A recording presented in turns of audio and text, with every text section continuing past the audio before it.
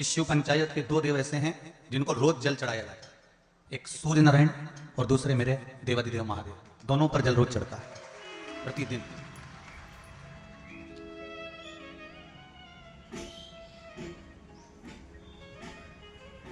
शिव पंचायत में जो दो देव विराजमान हैं ये कोई साधारण नहीं है हमारा।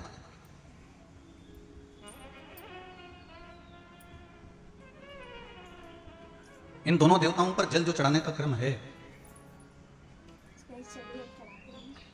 और दोनों ही देव, चाहे मेरे भास्कर देव हों, सूर्य देव हों, आदित्य देव हों, चाहे मेरे देव अधिदेव महादेव हों, दोनों पे जल चढ़ाने का मात्र। आप में से कितने लोग हैं जो सूर्य को रोज प्रतिदिन अर्घ देते हैं? जरा हाथ उठाइए। बहुत सारे हैं। कर लीजिए बहुत बढ़िया, करना चाहिए। ये जो आज के समय में दुनिया के लोगों को जो ये बीमारियां हो रही हैं ना, कि हृदय गति रुक जाती है, कहीं अटैक आ जाता है, कहीं हार्ट काम करना बंद कर देता है, कहीं लीवर किडनी में सूजन आने लगती है, कहीं लीवर काम करना बंद कर देता है, कहीं किडनी काम करना बंद कर देती है, कहीं डायलिसिस चालू हो जाता है, कहीं बाईपास करवाना पड़ जाता है, कहीं नसें ब्लॉक होने लगती हैं, डॉक्टर ने कह दिया बाईपास कराओ। सारी बीमारियों को, सारे रोगों को समाप्त करने का यदि कोई तरीका है, कोई उपासना है, कोई नियम, कोई धर्म, कोई अनुकूल, कोई भगवत सेवा है, तो वो शंकर के शिव पंचायत में जो ये 5 देव विराजमान हैं, इनकी सही तरीके से अगर पूजन को समझ लिया जाए, इनके नियम को समझ लिया जाए, तो ऐसी कोई बीमारी नहीं जिसका इलाज नहीं है। महाराज, अगर समस्या है तो समस्या कितनी भी बड़ी से बड़ी हो, कितनी बड़ी से बड़ी हो, अगर समस्या बड़ी है तो समस्या का हल भी निश्चित है। अगर कोई रोग आया है तो उसकी दवाई है। कोई दुख, कोई तकलीफ, कोई कष्ट आया है, कोई रोग आया है, कोई बीमारी आई है, कोई दुख आया है, तो उसका हल है, उसका हल है।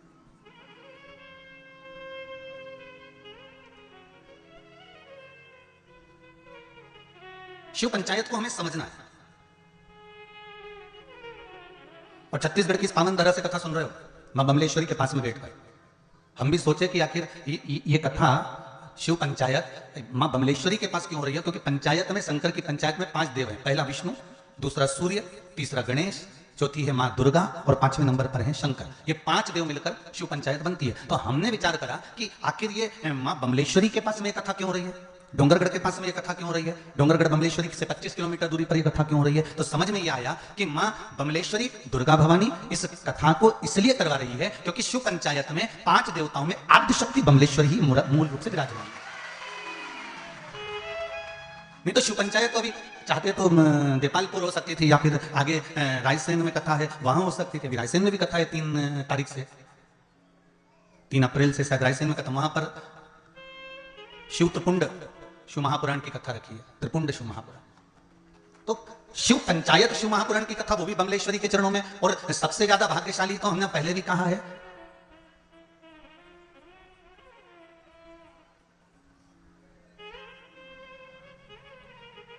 छत्तीसगढ़िया। कितनी जल्दी बोलते हो तुम लोग, सही में तैयारी में बैठे रहते हो, जैसे युद्ध के मैदान में तलवार लेकर नहीं बैठे रहते, ऐसे बिल्कुल तैयारी रहती तुम्हारी है। छत्तीसगढ़िया सबले बढ़िया है, बिल्कुल तैयारी में, एकदम झूठ से तुरंत तैयार, यहां बोलना है। अच्छा, जैसी कथा में तुम लोग आए हो ना, वैसी वैसी तैयारी हमारे साहू परिवार ने भी करी। साहू परिवार से हमने पूछा कि तुम्हारा छोटा सा गांव बताओ, कहाँ डोंगरगढ़, कहाँ छुरिया, और छुरिया में भी प्रवेश कर छोटा सा गांव यार को सा। अब इतने से गांव में ना दुकान, ना कोई होटल है कि कोई भगत आए तो कहाँ रुके, कहाँ भोजन करे। तो साहू जी बोले, गुरु जी चिंता ना करो, हमने पूरी व्यवस्था भोलेनाथ जी की कृपा से कर दी। हमने क्या कर दिया, अगर रात कोई रुकेगा तो उसकी भोजन की व्यवस्था भी भगवान करेगा। भोलेनाथ जी बैठा तो है। और धन्यवाद दूंगा साहू परिवार को, बहुत बहुत धन्यवाद। बड़े से बड़ा ट्रस्ट, बड़ी से बड़ी समिति कथा करवाती है, तब जाकर इतनी व्यवस्था कर पाती है। और उसमें भी पूरी सब्जी 20-25 रुपए में बेचकर खिलाई जाती है। और धन्यवाद आपको नमन करता हूं जिन्होंने रुकने वाले भक्तों के लिए रुकने की व्यवस्था और भोजन की व्यवस्था इतने लोगों की रात्रि को रुकने वालों के लिए करी। उसके लिए मैं बहुत बहुत धन्यवाद देता हूं। ये शिव ही कर सकता, कोई दूसरा नहीं कर सकता। और आज समझ में आ रहा है कि मां कर्माबाई जगन्नाथ को खिलाती थी आवाज देकर। तो आज तुम भी कर्माबाई के छोरा हो। जितनी साहू समाज है ये कर्माबाई के वंश के अंतर्गत आते हैं। आज मां कर्माबाई को गौरवान्वित करा है संपूर्ण साहू समाज ने। संपूर्ण साहू समाज ने आज कर्माबाई को गौरवान्वित कर दिया कि आए हुए इन भक्तों में जगन्नाथ ही तो है, आए हुए इन भक्तों में भगवान ही तो है। कथा करवाने वाला शिव, कथा करने वाला शिव और कथा सुनने वाला शिव। इसके सिवाय है कौन? सब शंकर ही तो है। शिव ओघड़ी ही तो विराजमान है, शंकर ही तो। और हम तो महाराज केवल इस पोथी और पुराण को लेकर आते हैं और जितना है इसमें खजाना भरा हुआ आपको लुटाने का प्रयास करते हैं कि आप इसको लूट लो, आप अपने पास में इसको रख लो, फिर मौका मिले ना मिले इसको संजो लो, इसको रखिए। निवेदन करूंगा छत्तीसगढ़ की इस पावन धरा से, चाहे हार्ट से जुड़ी हो, चाहे लीवर से जुड़ी हो, चाहे किडनी से जुड़ी हो, चाहे बड़े से बड़ी, यहां तक शरीर में अगर गांठ भी पड़ी हुई है तो इन शिव पंचायत के एक एक देवता का पूजन का विधान समझ लीजिए। बस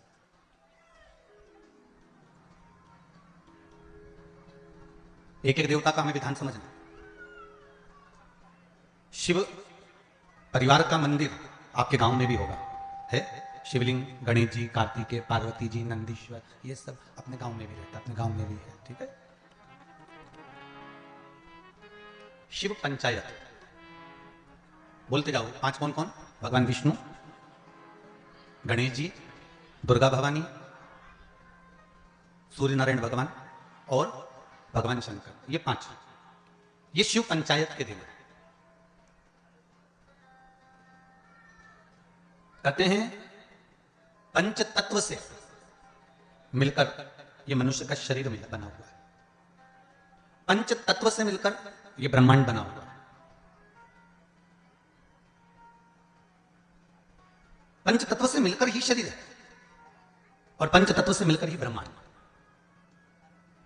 5 देव, जब हमारा शरीर छूट जाता है, आत्मा चली जाती है, शरीर जब पड़ा रहता है, तब इसको अग्नि में दिया जाता है। अग्नि में देते हैं तो ये 5 भाग अलग अलग इसके चले जाते हैं। पंच तत्व का शरीर।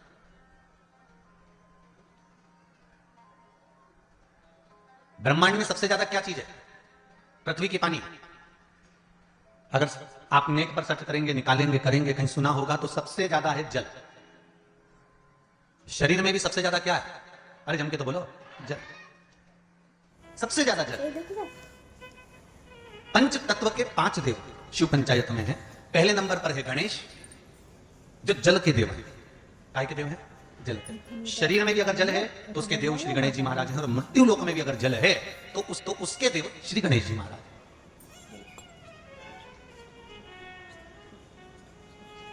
हमारे जीवन में शरीर में जल ज्यादा है, मृत्यु लोक में ब्रह्मांड में जल ज्यादा है। इसलिए सर्वप्रथम किसको बनाया गया? श्री गणेश जी महाराज को। क्यों? क्योंकि ये जल के देव हैं। जिसकी संख्या ज्यादा हो, शरीर में पंच तत्वों में जल की मात्रा ज्यादा है, इसलिए गणेश को प्रधान बनाया गया। एक पत्र ज्यादा तो पढ़े नहीं है, ये थोड़े पढ़े हैं, बाकी के बहुत सारे पत्र हैं। अभी इतने पत्र और हैं जिनको भी पढ़ते हैं जैसा भजन आएगा। पर इसमें देखिए बड़ा सुंदर भाव लिखा है।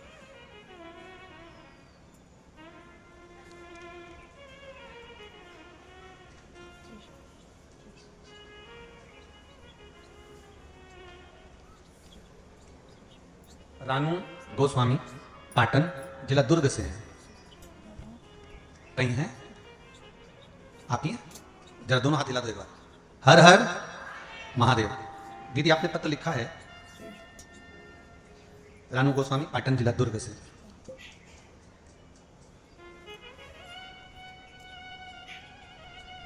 पत्र में लिखा है रानू जी गोस्वामी ने, मैं ग्राम पाटन की रहने वाली हूं, जिला दुर्ग की रहने वाली हूं।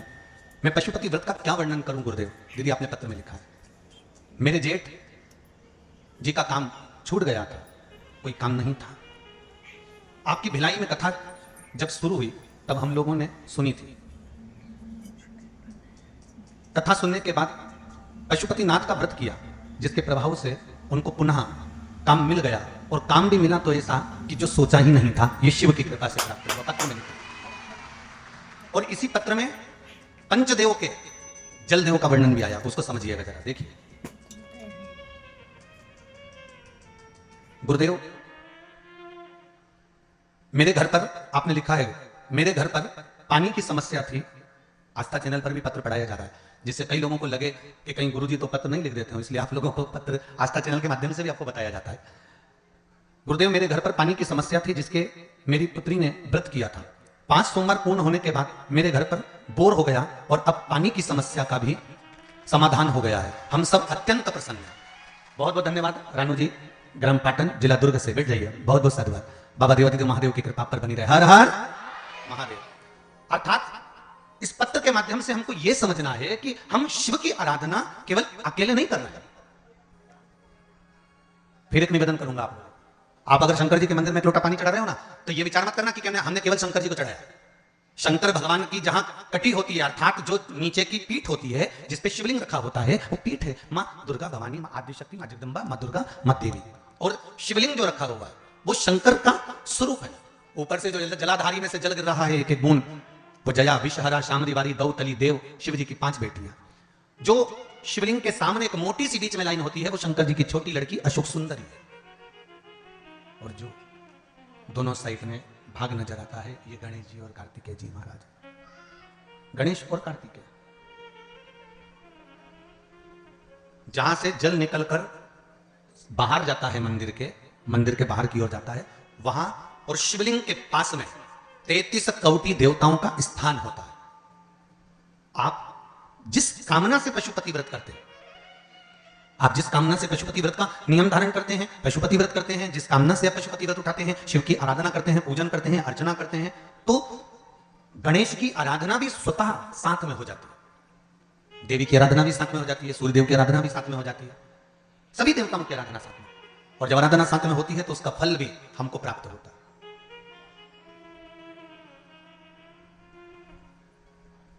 उसका फल भी हमको मिलता है। जैसे शिव पंचायत का पूजन कर कर एक कलश में जल भरकर पुष्य नक्षत्र में, और वो भी गुरु पुष्य में, ब्रह्म मुहूर्त में कलश में जल भरकर 5 बेलपत्री शिव, गणेश, दुर्गा, सूर्य नारायण और विष्णु भगवान, इन 5 के नाम से जब हम कलश के अंदर डाल देते हैं, और डालने के बाद में गुरु पुष्य के ब्रह्म मुहूर्त में सुबह 4 बजे के करीब में हम जहां हमारा मन पड़े वहां पर अगर बोर लगवा देते हैं तो पानी तो निकलना ही होता है। ऐसा हो ही नहीं सकता कि जल ना निकले, जल निकलेगा ही। बस जो 5 देवों के नाम से अपने 5 बेलपत्री जल के पात्र में रखी, वो कलश जहां बोरिंग हो रहा है उस स्थान पर रखा होना चाहिए। जहां बोरिंग हो रहा है उसके पास में रखा होना चाहिए, तब तक जब तक वो जल ना निकले, और निकलेगा। पर ब्रह्म मुहूर्त में ही गुरु पुष्य के दिन उसका जल खनन होना चाहिए। महाराज भूमि में से जल के लिए प्रयास होना चाहिए। पंचदेव, फिर ध्यान दे लेना, 5 देव कौन से? शिव पंचायत के। क्योंकि देवताओं ने भी जब यज्ञ के लिए जाते हैं, देवता जब अनुष्ठान के लिए जाते हैं, देवता जब युद्ध के लिए जाते हैं, देवता जब किसी कार्य के लिए जाते हैं, और जब कार्य के लिए पहुंचते हैं, जब देवता कार्य के लिए जा रहे हैं और लगता है कि यह कार्य पूर्ण नहीं होगा, यह कार्य सफल नहीं हो पाएगा, हम जिस कार्य के लिए निकले हैं इस कार्य में कहीं ना कहीं अड़चन उत्पन्न होने वाली होती है, तो सारे देवता उठकर भगवान शंकर के पास जाते हैं और शिव की पंचायत को लगाते हैं। शिव पंचायत में जैसे ही कोई बात सम्मुख में आकर खड़ी हो जाती है, शिव पंचायत में जैसे ही कोई बात सामने लाकर रख दी जाती है, मात्र कुछ ही क्षण में शंकर भगवान की पंचायत उसको समाप्त कर देती है और कार्य सफल कर देती है। शिव पंचायत का बल बड़ा कर देती है।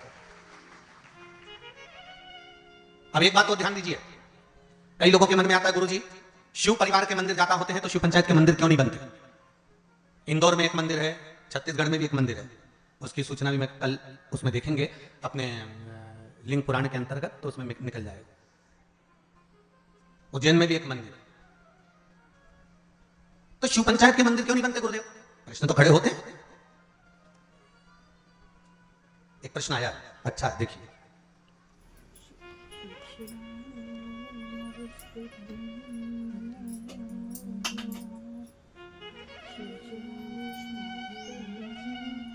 पायल चावड़ा कहीं बैठी हैं? आप ही हैं? दोनों हाथ हिला दो एक बार। हर हर महादेव। सुंदर प्रश्न करा है बेटा आपने, मां बहुत अच्छा प्रश्न है। शिव जी, गुरुदेव आपसे पूछना है, शिव जी आदि और अंत कुछ नहीं है, तो उनकी उत्पत्ति भी नहीं हुई है, तो क्षिप्रा मैया उनकी बहन कैसे हुई? कृपया कथा बताओ। बहुत सुंदर प्रश्न है भाई, जोरदार ताली बजाओ। बेटो दीदी बेटो, बहुत सुंदर प्रश्न के लिए बहुत बहुत धन्यवाद। ऐसे प्रश्न अगर उपजे ना, लोग फालतू के प्रश्न करें ना तो वो आनंद ना आए, और जो प्रश्न काम के हैं ना, ऐसे प्रश्न अगर आए ना तो कथा का भी आनंद बढ़ जाए, कथा का भी एक रोचकता बढ़ती है इन प्रश्नों के माध्यम से। अब आपने लिखा है कि शिव की उत्पत्ति या अंत है ही नहीं, अजन्मा है शंकर।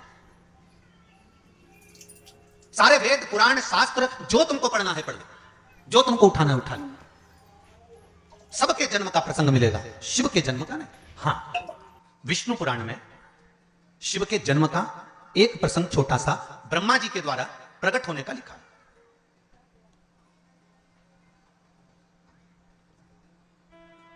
अब एक बात समझने वाली है, आजन्म में शिव हैं तो उनकी बहन कैसे? तो शिव महापुराण कहती है, स्कंद पुराण का काशी खंड और उज्जैनी खंड आप अगर ध्यान देंगे तो उसमें मिलेगा, आपको श्रवण करेंगे आप या उसको पढ़ेंगे, उज्जैनी खंड के अंतर्गत, काशी खंड के अंतर्गत, स्कंद पुराण में, तो उसमें एक बात बड़ी सुंदर लिखी है स्कंद पुराण में। जैसा दीदी ने प्रश्न किया है कि उनकी अंत भी नहीं है तो उनकी उत्पत्ति भी नहीं, तो उनके संबंध कैसे? और काशी खंड में एक शब्द वेदव्यास जी ने लिख दिया स्कंद पुराण के अंदर। वेदव्यास जी लिखते हैं कि भगवान शिव जितनी लीलाओं को करते हैं ये संपूर्ण ब्रह्मांड के कल्याण के लिए करते हैं। खुद के लिए शिव जी ने कोई लीला नहीं करी, भगवान शंकर ने खुद के लिए कोई लीला नहीं करी। मेरे राघव जी ने जो लीला करी अपने पिता के वचन को निभाने के लिए करी। मेरे भगवान कृष्ण ने जी लीला करी वो अपने माता पिता के अनुकूल करी है। पर मेरे शंकर, मेरे नारायण जो लीला करते हैं वो लीला का क्रम देवताओं के हित के लिए भी होता है। पर मेरे भगवान देवादिदेव महादेव जितनी लीला को करे हैं, मेरे शंकर भगवान ने जो जो धारण करा, जो जो लीला करी, चाहे माता सती को भस्म करवाया हो, चाहे पार्वती के साथ में मंगल विवाह हुआ हो, चाहे गणेश जी महाराज का प्रागट्य हुआ हो, चाहे कार्तिकेय बाबा का प्रागट्य हुआ हो, चाहे जया विषहरा शामली बारी दौतली या अशोक सुंदरी का प्रागट्य हुआ हो, चाहे शिव की जितनी लीलाओं का क्रम आता है, ये शंकर भगवान ने स्वयं के लिए नहीं, शंकर भगवान ने संपूर्ण जनमानस के कल्याण के लिए अर्थात जनमानस को प्रेरणा देने के लिए करी।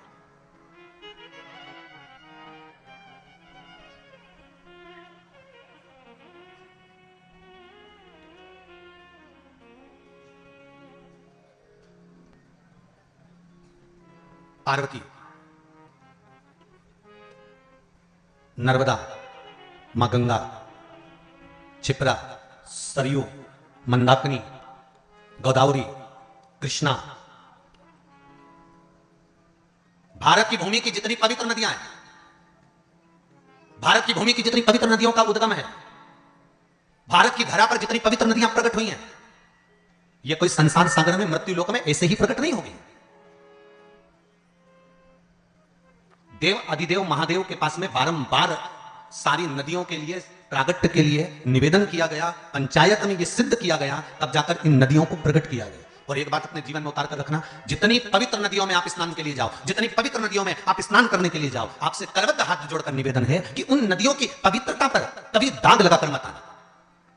परंतु आप और हमने सारी पवित्र नदियों को गंदा कर रखा, सारी पवित्र नदियां।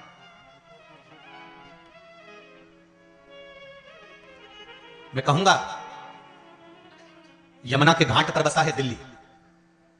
दिल्ली कहां पर बसा हुआ है? यमुना के घाट पर बसा हुआ है। आगरा यमुना के घाट पर बसा हुआ है। मथुरा वृंदावन यमुना के घाट पर बसा हुआ है। बड़े बड़े तीर्थ मां नर्मदा के घाट पर बसे हुए हैं। बड़े बड़े तीर्थ मां गंगा के घाट पर बसे हुए हैं। बड़े बड़े तीर्थ मां कृष्णा के घाट पर बसे हुए, गोदावरी के घाट पर बसे हुए हैं। ये पवित्र पवित्र नदियां जिनको देवता स्वयं अपने लोक से लेकर मृत्यु लोक में आए हैं। एक भी नदी इस भूमंडल पर नहीं थी, परंतु कहीं शंकर भगवान ने कहा, कहीं देवी ने कहा, कहीं सूर्य ने कहा, कहीं किसी ने कहा, सबने कहीं ना कहीं इनकी आराधना करी और इनको मृत्यु लोक पर लाने के लिए अथक प्रयास करा, अथक प्रयास। अगर आप शिव पंचायत की कथा को सुन रहे हो तो अपने जीवन में एक बात उतार कर रखना कि शिव पंचायत में एक एक नदियों के उद्गम की कथा का वर्णन है महाराज। और सारे देवताओं ने घोर तप कर इन नदियों को पृथ्वी पर लेकर आए, भूमंडल पर लेकर आए। और नदियां जब भूमंडल पर आ गई, जरा विचार करिए, हजारों हजार वर्ष तक ऋषियों ने, संतों ने, साधुओं ने, देवताओं ने तप साधना करी, तब ये नदियां पृथ्वी पर आई। और पृथ्वी पर आने के बाद ये नदियां इतनी पवित्र रही। और आज उन संतों लोग तो इन नदियों को लेकर आ गए और हम क्या कर रहे हैं? इन नदियों को ओझल करते जा रहे हैं, इन नदियों को छुपाते जा रहे हैं, इन नदियों पे मकान बनाते जा रहे हैं। कहीं गंदा पानी, कहीं नालों का पानी, कहीं गंदगी सब इन पवित्र नदियों में भेजते जा रहे हैं। और विचार कर रहे हैं कि यमुना मैया हमें तार देगी, विचार कर रहे हैं गंगा मैया हमें तार देगी, विचार कर रहे हैं नर्मदा मैया हमें तार देगी, क्षिप्रा मैया तार देगी। तो कैसे तारेगी?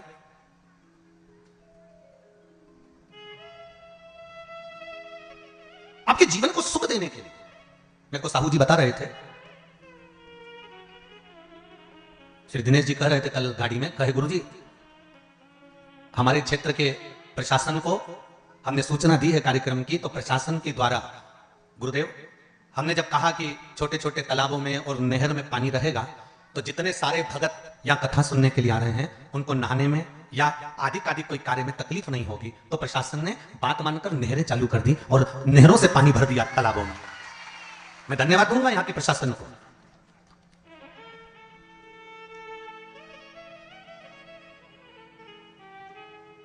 जिन्होंने नहरें चालू कर दी कि भगत लोग अगर इस छोटे से गांव में जब इतनी बड़ी कथा हो रही है, इतना बड़ा पंडाल लगा हुआ है, इतने जनमानस, और विश्वास नहीं था कि आज पहले दिन इतने जंगल के अंदर गांव के अंदर गांव के अंदर गांव। हम भी गाड़ी में पूछते रहे इनसे कि हम सीहोर से चले भोपाल से उतरे कौन सा गढ़, डोंगरगढ़, मां भमलेश्वरी के दरबार, और डोंगरगढ़ से फिर चले तो निकलते वो महाराज छुरिया। अब हम समझे कि छुरिया ही हलकोसा होगा, हलकोसा ही छुरिया होगा। भाई हमारे यहाँ जैसे नाम होता है ना, जैसे किसी का नाम बोल देते थे क्या बहरू, और नाम उसका दूसरा था कमल किशोर या राम किशोर, तो उसका घर का नाम दूसरा। तो हम सोचे हो सकता छुरिया का नाम हलकोसा होगा, हलकोसा का नाम छुरिया होगा। पर यहाँ आते आते मालूम पड़ा कि डोंगरगढ़ से निकले, फिर यहाँ से निकलते आगे पहुंचे तो मालूम पड़ा वहां से छुरिया तो उधर निकल गया, हलकोसा इधर निकल गया। अब हलकोसा भी आते ये पास के गांव के लोग वो गाड़ियों को उधर घुमा के ले गए। तो हमने, मैं स्कूल के बाहर पड़ा तो दूसरा गांव था, तो हमने जजमान से फिर पूछा क्यों जी अभी हलकोसा नहीं आया, बस 2 किलोमीटर दूर है। हमने कहा तुम कहते तो 25 लिया है। पर साहू जी बहुत आनंद का विषय यह है कि इस हलकोसा गांव में जिसने छत्तीसगढ़ वालों ने कथा नहीं सुनी वो बाद में पछताएगा, ये पक्का है। इतनी शांति, इतनी शीतलता, इतना आनंद भरा हुआ है इस गांव के अंतर्गत, शांति और शीतलता और एक आनंद, वो सुख है।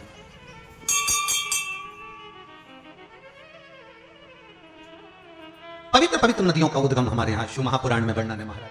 तो मेरा निवेदन है जितना सबका ध्यान रखा जाए उतना ध्यान पवित्र नदियों पर भी दिया जाए। जितनी पवित्र नदियां हैं उन पर हमारा ध्यान केंद्रित होना चाहिए, केंद्रित। करोड़ों रुपए नदियों की सफाई पर खर्च हो जाते हैं, पर पता नहीं पड़ पाता कि वो नदी की सफाई हुई कि रुपए की सफाई हुई। पवित्र नदियां,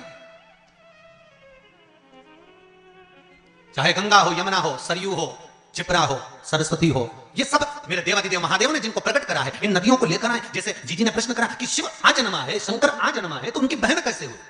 शिव महापुराण की कथा कहती है कि भगवान शंकर को एक दूषण नाम के राक्षस का संहार करना था जो ब्राह्मण के बच्चों का रक्त निचोड़कर पी रहा था। तो शिव लीला करने के लिए एक नदी को प्रकट करना चाहते हैं। देवताओं के हित के लिए शंकर गंगा को प्रकट करना चाहते हैं। वेद व्यास जी के ज्ञान की वृद्धि करने के लिए शंकर भगवान सरस्वती को प्रकट करना चाहते हैं।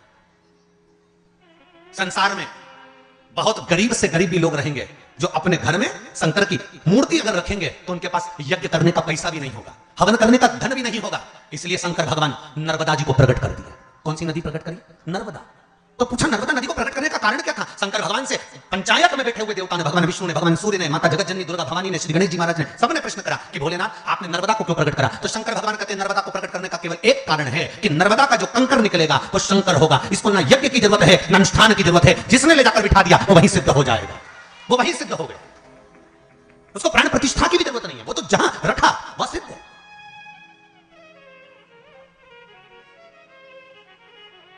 मेरा भोला शिव शंकर ओघड़दानी दयालु दातार संपूर्ण विश्व के कल्याण के लिए लीला करता है। इसलिए नर्मदा का कंकर शंकर कर दिया। और शिव कृपा, शिव दया, शिव करुणा किसको कहते हैं? कि जहां शंकर की कथा होती है, शंकर का स्मरण होता है, शंकर का भजन होता है, वह भूमि भी, कंकर भी शंकर हो जाता है। और कुछ दिन के लिए, 7 दिन के लिए तो हलकोसा की ये पावन धरा भी कंकर भी शंकर। एक कंकर शंकर का भी पत्र अच्छा आया, देखिए।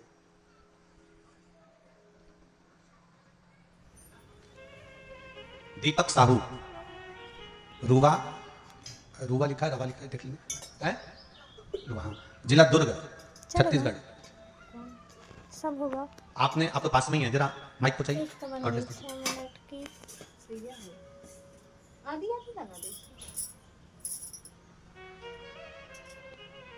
आपने पत्र में लिखा है, गुरुदेव रुद्राक्ष महोत्सव चल रहा था कुबेरेश्वर धाम पर।